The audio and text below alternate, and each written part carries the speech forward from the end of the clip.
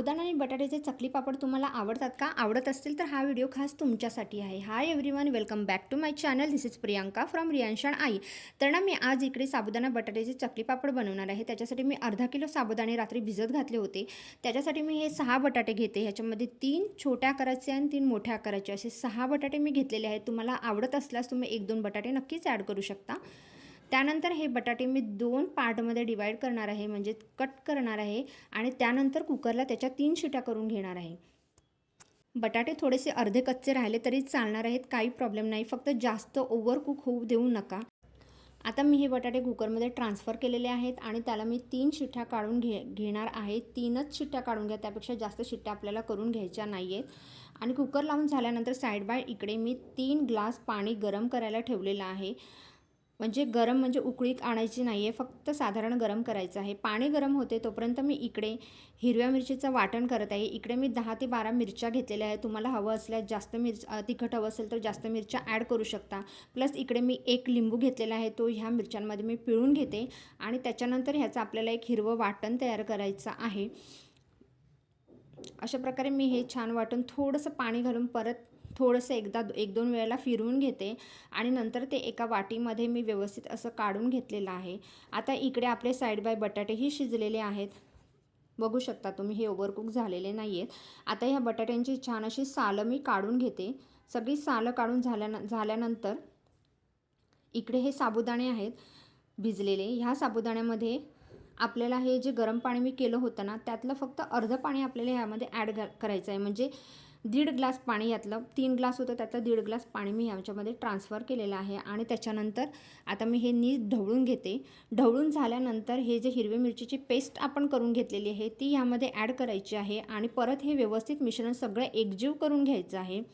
सगळं मिश्रण एकजीव करून झाल्यानंतर हे जे उकडलेले बटाटे आहेत ते 1 बाय 1 असे आपल्याला छान ह्याच्यामध्ये किसून घ्यायचे आहेत. व्यवस्थित किसून घ्यायचे, हाताने फोडायला जाऊ नका, नाहीतर गुठळ्या होतील बटाट्यांच्या. त्यानंतर सगळे बटाटे किसून झाल्यानंतर हे मिश्रण परत मी एकजीव करून घेते आणि चवीपुरतं मीठ आता मी त्यामध्ये ॲड केलेलं आहे. मीठ ॲड करून झाल्यानंतर मी पुन्हा हे मिश्रण व्यवस्थित एकजीव करून घेते. सगळं मिश्रण व्यवस्थित एकजीव करून झाल्यानंतर हे मिश्रण मी आता गॅसवर 5 ते 7 मिनटं शिजवून घेणार आहे. जास्त शिजवायचं नाही आहे. 5 ते 7 तुमचा साबुदाणा जोपर्यंत सॉफ्ट होत नाही तोपर्यंत तुम्हाला हे शिजवून घ्यायचं आहे.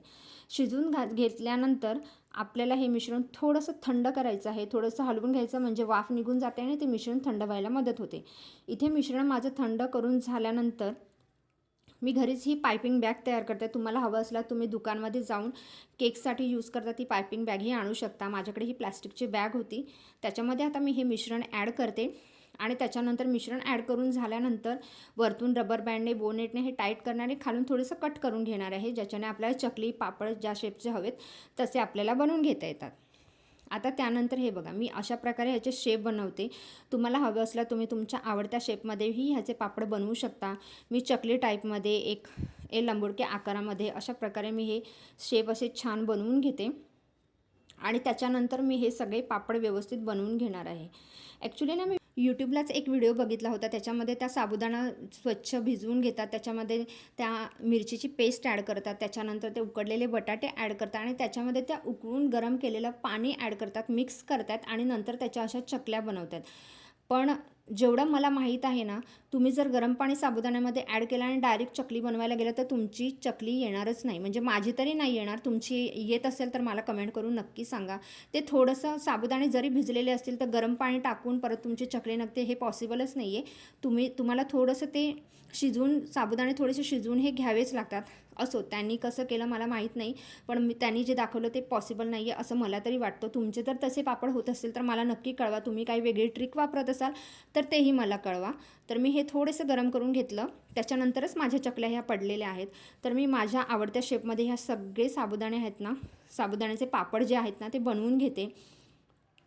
खूप छान टेस्टी क्रिस्पी हे साबुदाणे होतात. तुम्ही नक्की ट्राय करा ही रेसिपी. उन्हाळी वाळवणातली सगळ्यात छान अशी रेसिपी ही आहे. आता मी हे अशा प्रकारे ना सगळे पापड आहेत ते बनवून घेते.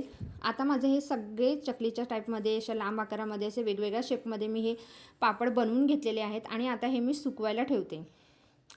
आता मी एक दिवस हे उन्हामध्ये छान असे वाळून घेतलेले आहेत आणि बघू शकता छान असे पापड माझे वाळून झालेले आहेत. ह्या चकल्या ज्या आहेत ना त्या छान क्रिस्पी अशा कडक वाळून झालेल्या आहेत.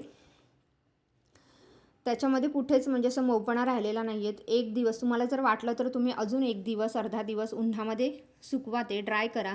म्हणजे कसं ना व्यवस्थित कडक झाले की ते अजून क्रिस्पी होतात आणि तळायलाही सोपं पडतं. ओले थोडेसे वार राहिले तर मग ते तळायला थोडंसं आपल्याला प्रॉब्लेम होऊ शकतो.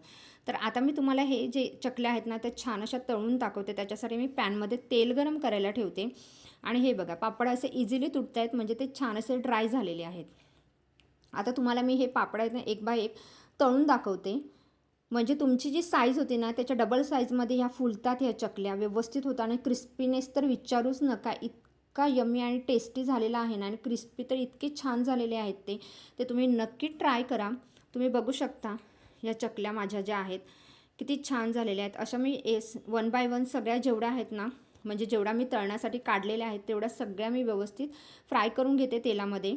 डीप फ्राय करायचे आहेत आपल्याला, म्हणजे त्या लवकर छान अशा क्रिस्पी होऊन जातात आणि तेलही त्याला जास्त लागत नाही किंवा राहतही नाही. व्यवस्थित गाळून घेतलं तर त्या तेलकटही होत नाहीत. आता हे बघा हे आम्ही छान अशा तळून घेतलेल्या आहेत. आता ह्या चकलीचा कच्च्या चकलीचा आकार बघा आणि तो जो मी तळलेला आहे तो आकार बघा. खूप छान टेस्टी चकल्या होतात ह्या.